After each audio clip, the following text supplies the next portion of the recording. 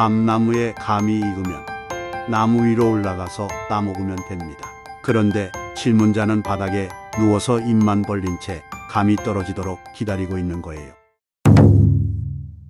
남편과 각방을 쓴 지 한 달이 넘었습니다. 남편과 싸우고 각방을 쓴 지 한 달이 넘었습니다. 남편은 감정 기복이 심한 사람이라 이 시간이 지나면 또 풀리겠지 이렇게 생각했는데 이번에는 꽤 오래갑니다. 밥을 차려놓고 먹으라고 하면 먹지 않습니다. 반찬을 사와서 먹거나 밥을 혼자 먹고 들어옵니다. 술을 먹고 들어와 욕을 한 적도 있습니다. 대응하진 않았습니다. 남편에게 말을 걸어도 나는 더 이상 당신한테 필요한 사람이 아니니 신경 쓰지 말라 하고 말합니다. 수행하면서 마음을 다스리고 있습니다. 남편의 행동은 그의 것이라고 생각하지만 한 번씩 화와 불안과 외로움이 느껴집니다. 제가 어떻게 대처하면 좋을까요? 질문자가 무엇을 원하는지가 문제겠죠. 남편이 술을 먹고 와서 행패를 피운 것은 문제지만 그 외에는 특별히 각자 사는데 지장이 없다면 문제가 없습니다.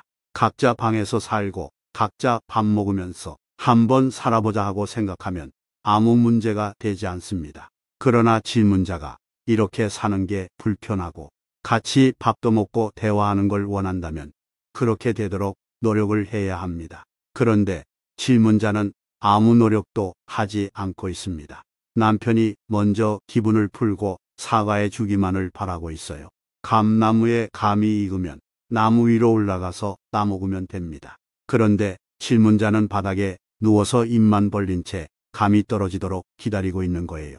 왜 감이 안 떨어질까? 오늘은 떨어질 때가 됐는데 이런 생각만 하고 누워 있으니까 문제가 되는 겁니다. 방법은 두 가지예요. 첫째, 감이 스스로 떨어지면 그때 주워 먹겠다. 떨어지지 않으면 먹지 않겠다. 이러면서 그냥 사는 겁니다. 둘째, 그게 싫으면 나무 위로 올라가서 감을 따먹으면 됩니다. 어떤 선택을 하든 좋고 나쁜 건 없습니다. 질문자는 이미 결혼 생활도 해봤잖아요. 결혼하지 않고 혼자 사는 사람들도 이 세상에는 많습니다. 각방을 쓰고 살아도 아무 문제가 없습니다. 그런데 계속 그렇게 살려니 불편하고 답답한 마음이 듭니다.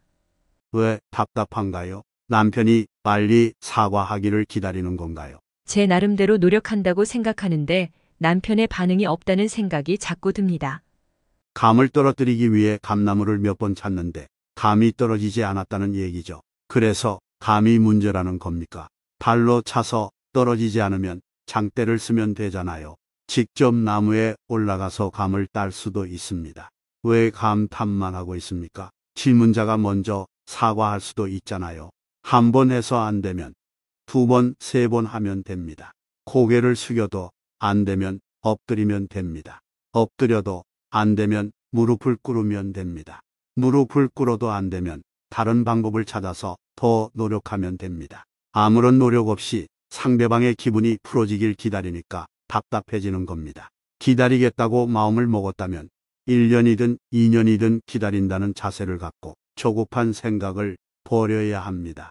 예전에는 보름이나 한 달이면 풀렸는데 한 달이 넘어도 풀리지 않는다는 것은 무슨 뜻일까요? 상처가 좀 커졌다는 뜻입니다. 질문자는 남편을 예전과 똑같이 대하지만 남편은 상처가 컸을 수 있습니다. 지금 남편은 나는 너에게 필요 없는 사람이니 앞으로 내가 먼저 너에게 고개 숙이지 않겠다 하면서 자존심 싸움을 하고 있는 겁니다. 경쟁에서 남편의 자존심을 꺾으려면 버텨야 합니다.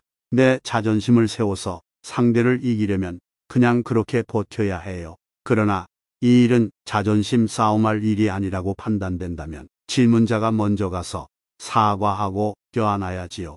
결혼한 부부 사이인데 남편 혼자 자는 방에 몰래 가서 껴안는다고 해서 성추행은 아니잖아요.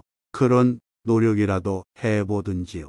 아무 노력도 하지 않고 답답해 하기만 하면 어떡해요. 남편이 이번에는 좀 큰 상처를 받았구나 하고 느껴진다면 옛날보다는 좀 더 노력을 해야죠. 저도 자존심이 있어서 먼저 숙이는 게 잘 안 됩니다.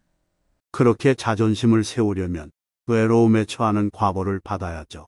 결혼을 하려는 남자가 예쁘고 재능도 있고 싹싹하고 나만 쳐다보는 여자를 찾으려고 한다면 쉽게 결혼을 할 수가 있겠습니까? 그런 사람을 만나려면 나이가 50이 되도록 기다려야 하는 거예요. 반면에 나이도 상관없다, 여자면 된다 이런 관점을 가지면 내일이라도 결혼할 수 있습니다. 결국 자기 선택의 문제입니다. 질문자가 자존심을 세우려면 좀 더 기다려야 하고 기다리는 게 좀 지치면 자존심을 버려야지요. 그런데 부부지간에 자존심 세운다고 해서 누구한테 이득이 될까요? 아무한테도 이득이 안 됩니다. 이익이 안 되는 짓을 계속하는 사람은 바보예요. 그러니 갈등을 풀고 싶으면 오늘 가서 남편에게 딱 엎드리세요. 누가 잘했느니 잘못했느니 따지지 말고 우리 남편이 이번에 상처를 좀 크게 입었구나. 지금까지 하던 방식으로는 안 되겠다. 이번에는 내가 먼저 풀어줘야겠다 하고 생각해야 합니다. 설령 남편의 반응이 미적지근하다고 해서 내가 이렇게까지 했는데 이게 보자 하니까 하면서 큰 소리 치면 안 돼요. 그렇게 해서 당신의 자존심이 세워지면 그렇게 하십시오 하면서 완전히 탕 내려놓아야 합니다. 감을 먹고 싶으면 작대기를 가져와서 감나무 가지를 꺾어 감을 따먹어야죠. 작대기가 없네 이런 얘기를 하면서 상황을 탓하면 안 돼요. 스님이 남의 부부 생활에 대해 얘기할 필요가 없잖아요. 제 얘기의 요지는 갈등을 빨리 풀고 싶거든 적극적으로 행동하고 그러기 싫거든 혼자서도 사는데 이렇게 왜 못 살겠느냐 하면서 느긋한 마음으로 지내라는 겁니다. 내 선택을 잘해보겠습니다. 어느 쪽을 선택할래요? 감나무를 발로 차보는 노력을 해보겠습니다. 그렇게 조금 노력하는 수준으로는 갈등이 안 풀립니다. 파격적인 노력을 해야지요. 작대기라도 구해와서 감을 따보겠습니다.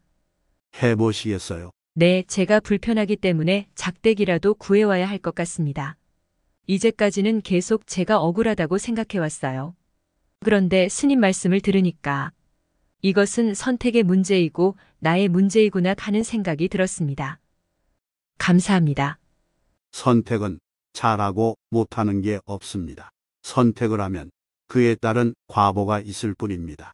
자존심을 세우는 선택을 하면 좀 기다리는 과보를 받아야 합니다. 이 문제를 빨리 풀고 싶으면 자존심을 좀 죽이고 적극적으로 행동해야 합니다. 어느 게 더 낫다고 말할 수는 없어요. 이것을 하면 저것을 버려야 하고 저것을 하면 이것을 버려야 합니다.